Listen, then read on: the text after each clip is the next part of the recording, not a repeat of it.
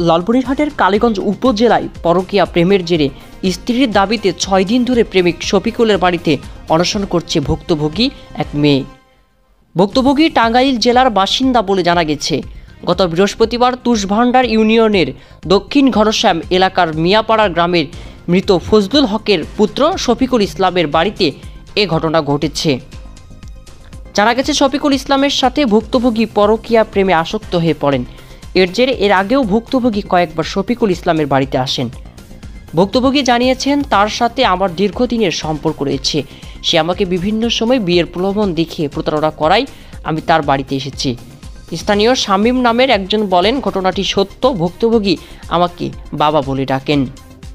এ ঘটনায় শফিকুল ইসলাম সম্পূর্ণ বিষয়টি অস্বীকার করে বলেন, 2016 সালের দিকে তার সাথে কথা বলতাম। বর্তমানে তার সাথে আমার কোনো সম্পর্ক নেই। এ ঘটনায় এখন পর্যন্ত কোনো অভিযোগ দায়ের হয়নি। নূর আলমগীর অনু, ডেস্ক রিপোর্ট, দৈনিক মুক্তি।